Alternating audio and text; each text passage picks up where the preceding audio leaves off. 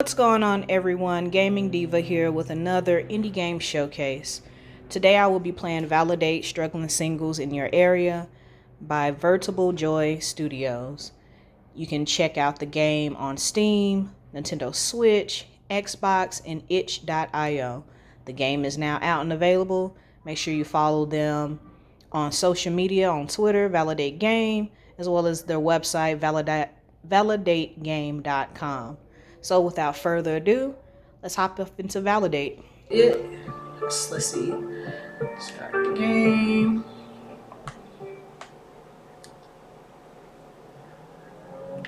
It looks like, let's see, we got Malik Patterson, manager at Popeyes.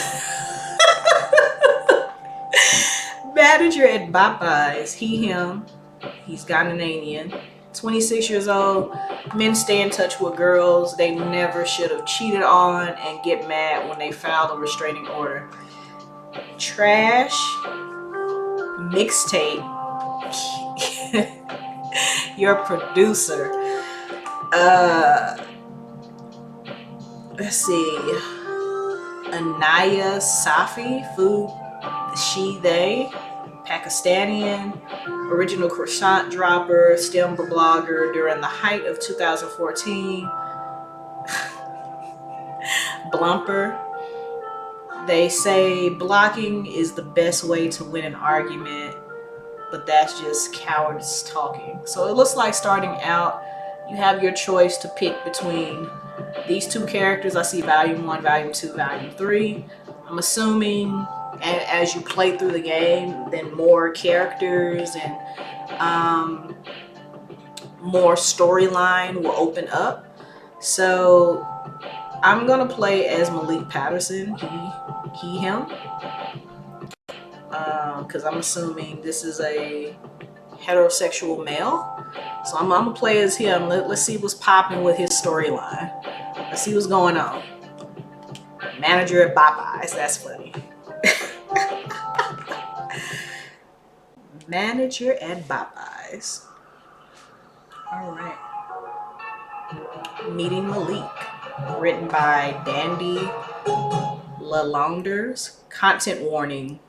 Alcohol. Okay. See, Malik. Thursday evening closings are always the best because you know you never have to work the next day. You already set your own schedule being the manager of this fine establishment.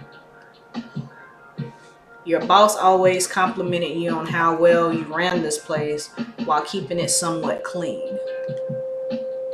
You don't value your job and you do the bare minimum to get by, but you somehow BS enough to the point to where people can't tell you you're BSing. That's a major win for you. You double check that everything is cleaned up before locking up for the night without the weak light of an exit sign. It will be pitch black out front. It's giving strobe lights. It's not like you need it anyway. You know this place like the back of your hand, navigating through the darkness to the back entrance with your bag slung over your shoulder. You slam the door shut before making your way to the car. Okay. So far, I'm loving the graphics of this game. It looks pretty. It looks pretty cool. So I'm enjoying it a whole lot. Popeyes. I'm sorry, I'm not gonna get over that for a while, but yeah, Popeyes. The parking lot lights illuminate the path towards your car. The lone car in the empty parking lot of Popeye's side.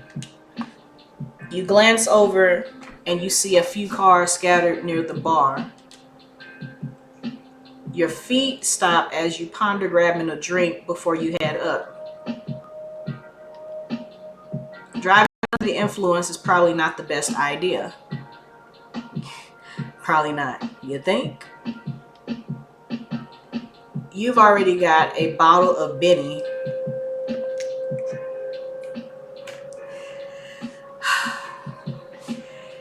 Yo, the improvisation on this is just hilarious. Bottle of Benny. You guys should know what what they meant to say right there.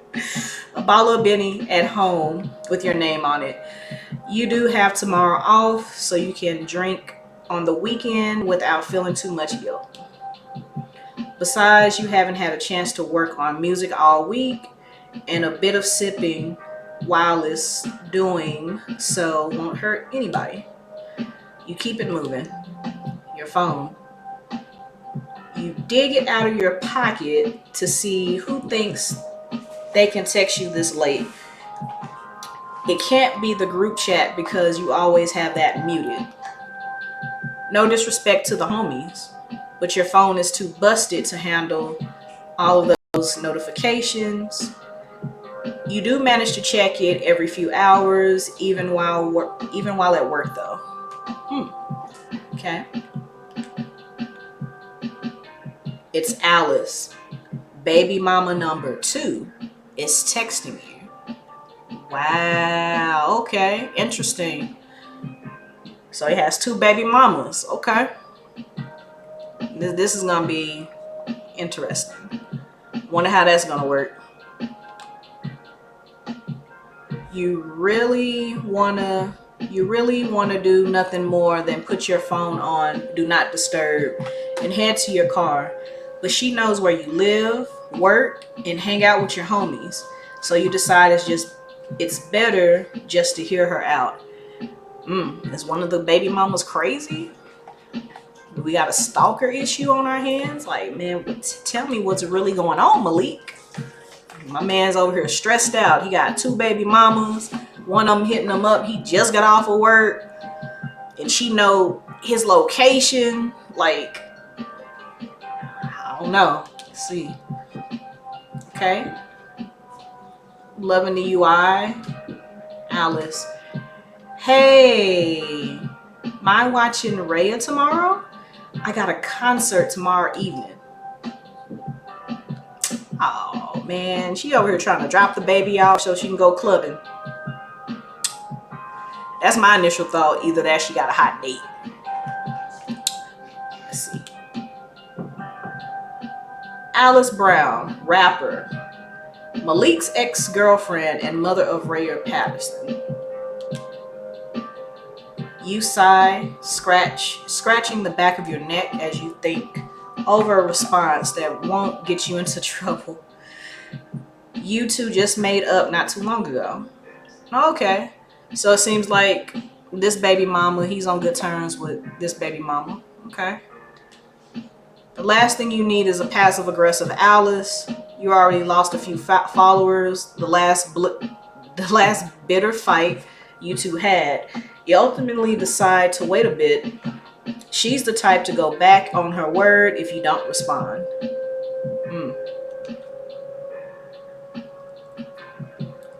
You finally make it to your car, struggling to get the key in the keyhole to unlock it.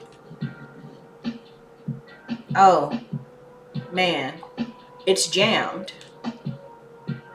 No way. Every time you just want to get into your ride and head home, it's always got to pull some, never mind.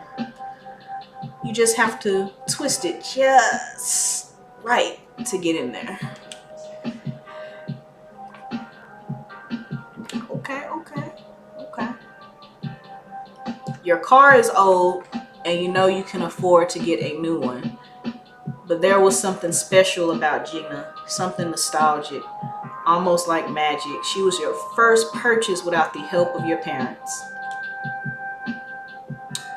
You'll get one before the winter hits because you're unsure if this one could last another round of snow and the BS that Mother Nature likes to throw at Jercy. You start your car waiting for it to warm up as you pull out your phone, and to no surprise, Alice has sent you a few more texts. Uh-oh. Here we go. Can't wait to read this. I know you saw that. Malik, please, please. I just need this one, please. I'll pick her up on Sunday. Let's see what Malik's response is. I work on Saturday. But I thought he said he had the weekend off, so it seems like he's trying to get out of this. Okay, let's see what happens here. So the baby mama Alice, baby mama number 2, Alice, says, take her to your mom's house. That's a little bit selfish. If that was the case, how come you didn't just ask Malik's mother? But I'm just gonna assume that probably they're not on good terms, speaking terms, so she can't just go to Rhea's grandparent to ask a favor. So we got to go through the baby dad. She must really need this, and it's not like your mom would say no, but honestly, you need to spend more time with Rhea. You did promise you would take her to see some new princess movie she's been going on about. Fine. But if you subtweet me again, we're going to have issues. She sent a bunch of emojis. I promise. Can you pick her up tonight? I got to get in the zone. Wow. My homie told me some label people are coming to the show and I gotta get on my stuff. Okay. So now that we know a little background about Alice, she's a rapper, right? So I guess she's preparing for some type of big show that requires a babysitter. Meanwhile, Malik think, just like any person, you're getting off of work, man. You want to just chill and just relax and, enjoy your time off of work. But also, too, you have another responsibility. It looks like he's a parent. So it looks like he's battling with himself on whether he should do it or not. But at the same token, realizing that he probably needs to spend some more time with his daughter anyway. You sigh, dropping your phone into your lap and grabbing the aux cord. It only takes a moment to adjust a few settings and pull up BoundCloud app. The BoundCloud app? Okay. I see what they did there. You don't realize how exhausted you are until you finally sit down.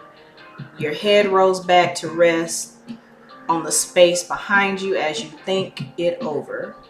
You are always going to say yes because you could never say no to Alice.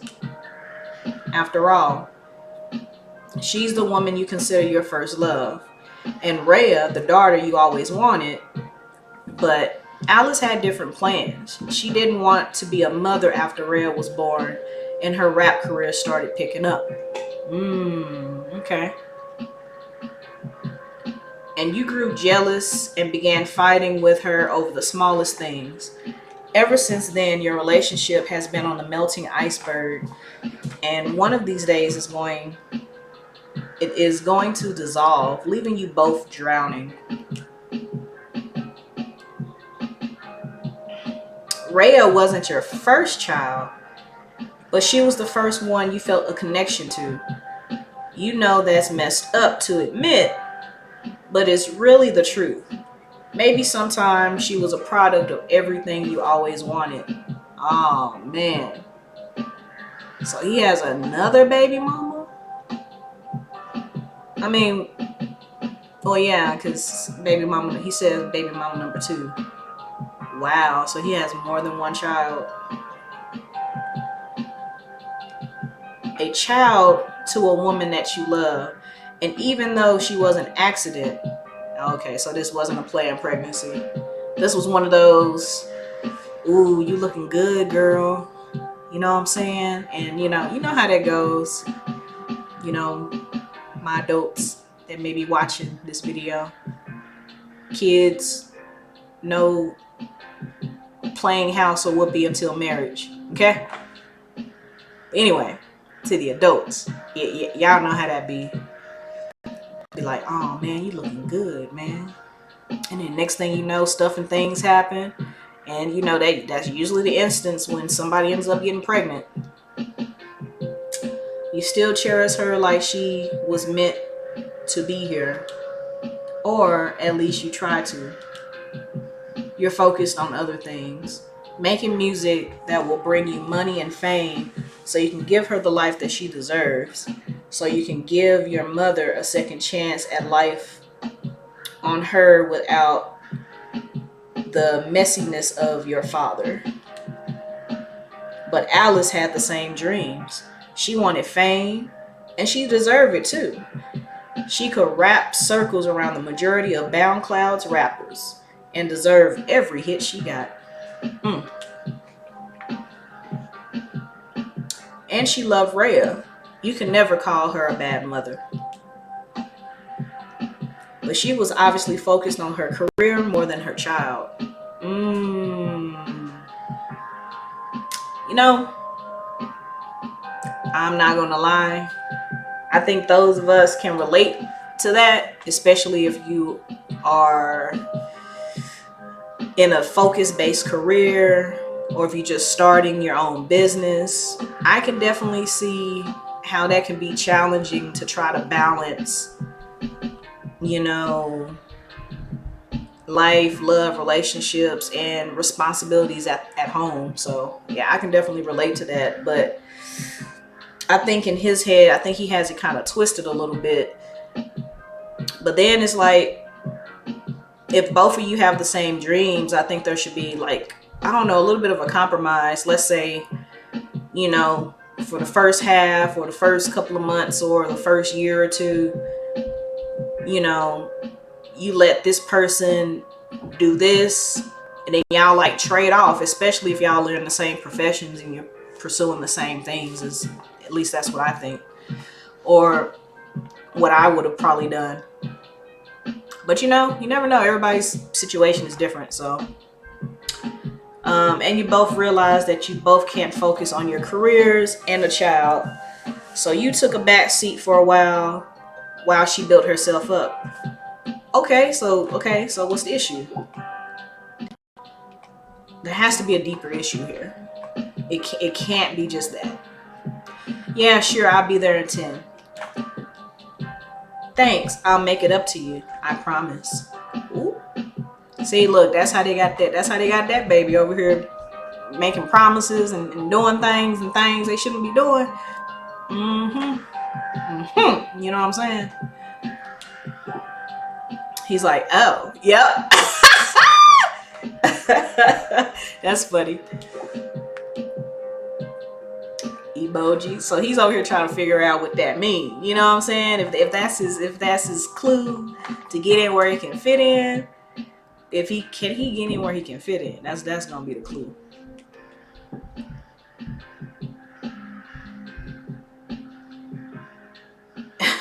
Alice says, don't get your hopes up too high. Dang. She replies, but you don't bother looking. Knowing her, it was probably a witty remark or a bunch of emojis. The thought of it makes you smile. Sitting up straight, as if you pulled off in the direction of her apartment. Okay. You make sure to clean your back seat before you make your way up to the foot of her door. You used to have a key, but she took it from you last time you got into it, and you never bothered to ask for it back. Instead, you throw her a quick text and lean against the railings as you wait. Okay, so here go baby girl. Rhea Patterson, preschool student, Malik's daughter. Oh, adorable. like I said, yeah, I'm loving the art style. You know what I'm saying? It's different. You know what I'm saying? It's with graphic novel games. It's very pleasing to the eyes, like the use of colors. Um, and obviously, I'm loving, the black characters that we are seeing so far in this game. She opens up the door. Rhea is sound asleep against her shoulder. Rhea about to grow up out of her booster seat anyway, but you're as gentle as you take her from Alice and place her in it. You take a moment to make sure she's suited, as she is situated and still asleep, before locking the door and making your way back up the steps. Alice is staring at you with admiration, written all over her face. For a moment, you feel like you're 20 again, taking her out on your first date. Ooh.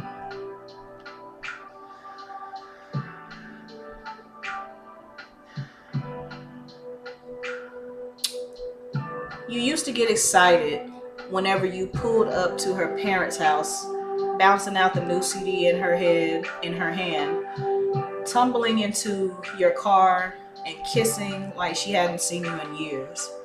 Uh-oh. Feelings coming back up. Feelings, bro. That's back when you two were young and dumb. Not a worry in this world. Well, besides your mother not liking her, but that's a memory you'd rather not think of. Someone's happy to see me. She doesn't speak, probably spacing out again. You reach for the overnight bag in her hand. You sling it over your shoulder with a quick glance towards your car to make sure Rhea is still sound asleep.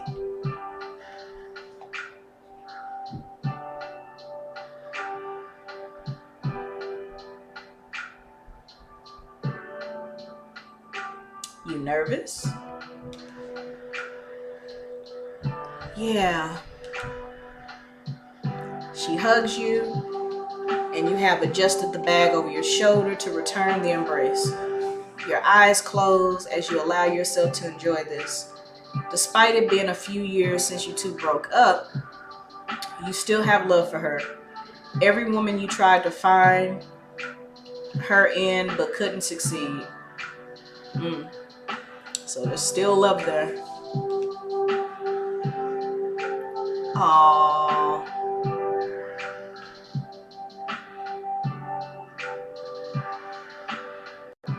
Yep. She's still in love with him.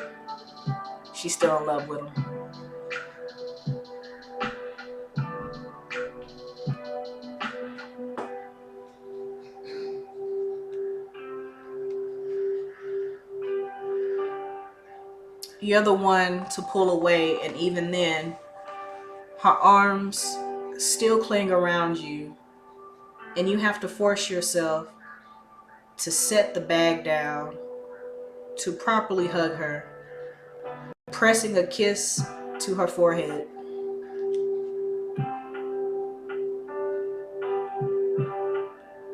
What if this is the one? What if this is my big break? Then it's your big break. You've always wanted this, haven't you? Yeah, but you feel her chest heave against your own, your hand moving to rub at her back. But what about her? It's not like you can take care of her all by yourself. She's right, but it still hurts to hear. You both know you aren't fit to be a father, much less a father of two. And she knew you and your other baby mama, Tara, weren't on good terms either. You pull away, turn your attention towards your car as you speak. You know, becoming famous doesn't absolve you from being a mother. Uh-oh. Here we go. Here we go. Here we go. You can't use my own words against me, Malik. I told you the same thing when I found out I was pregnant. Yikes.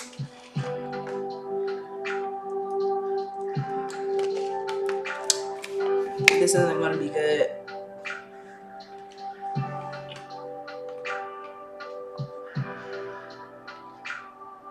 She did, and ever since, you've been taking life a bit more seriously, making sure you have enough money to take care of yourself and your 2 kids, in case anything happens. Music was just a side hustle that you hope would make you successful one day. And if it did, well, you will still be a father of 2, even with a successful music career. All right, I should go. So soon?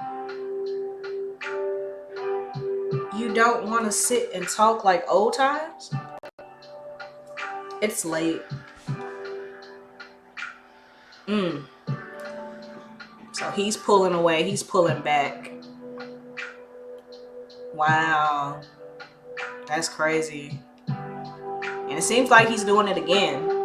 Like, I don't know. We're going to have to look deeper off into these 2 stories. Maybe there's a chance at reconciliation. Let's see. The one thing you hate about Alice is how quick she is to turn on you. One moment she wants you to hold her for hours, just like things never change. And the next, she never wants to see you again and has you blocked on all social media.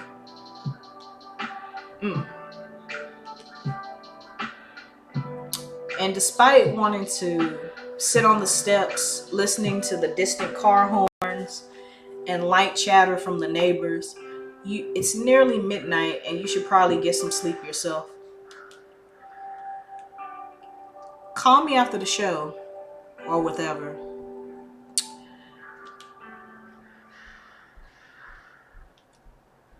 Yeah, I will. She looks upset, but you can't really do anything about it. Well, you can, but you just don't want to. It may be selfish of you, but you have things of your own you want to do, and you're unsure how much time is left before your body shuts down on you. You give her forehead one last kiss before picking up the bag and sling it over your shoulder. Once you reach the bottom of the steps, you look back to see her still standing there, leaning against the doorway as she looks at you. Her usual smile, the smile you fell in love with all those years ago, is gone. You feel guilty, but not guilty enough to do anything about it. Sounds like we got 2 prideful people to admit any type of like wrongdoings. That's what it seems like what this is. It seems like 2 people who at one point in time loved each other, but somebody couldn't be the bigger person, or I guess every time they try to talk, maybe they handled it in a very toxic way. And you know how that goes sometimes. Nobody wants to be nobody wants to be right. I mean, nobody wants to be in the wrong. So it's like,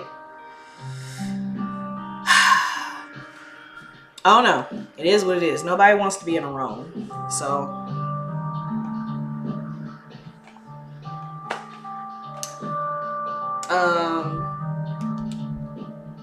you toss Rhea's bag beside her before getting in the driver's seat, shooting her one last glance before driving off.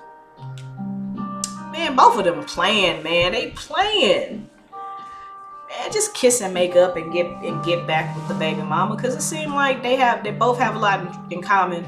They're both rappers. They're both trying to make this music thing happen to better themselves and obviously give their child a better life. But they can't get over what exactly? And that's my question mark. I mean, I know we see right now, and I'm wondering if this is going to go into depth on Alice's side of the story, because right now we're just really only getting the perspective from Malcolm, right? Because to me, there's always his side, her side, and the truth. So somewhere between the both of them going back and forth with each other or dialoguing in their heads, how, you know, basically how Malik saw Alice as his partner at one point when they were boyfriend and girlfriend, and vice versa, how Alice perceived her partner Malik at one point. Like, somewhere in the mix of all of that mess is always going to be a line of truth. And really, basically, what it comes to at the end of the day is, you know, sometimes you just got to sit back and listen to your partner to see, like, okay, my partner feels this way about me. And they're not really asking those deeper questions as to why this was said about me or whatever. Anyway, sidetracking from the story a bit, but that's just kind of what I think about or have always thought about once I gotten mature enough, when I got older. And well, I have to now. I have to think about stuff like that now because, like, you know, I'm married. So sometimes you just got to swallow that pride and have those comfortable, uncomfortable conversations, right?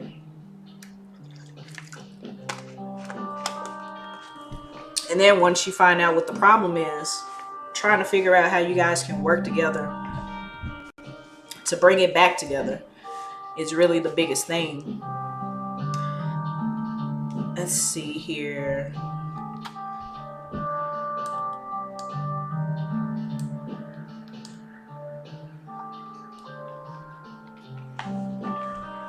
The ride home is short, but it gives you some time to think. A stoplight switches to red. You stop and glance back at your sleeping daughter in your rearview mirror.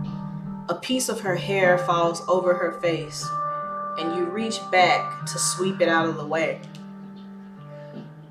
Your life is in control.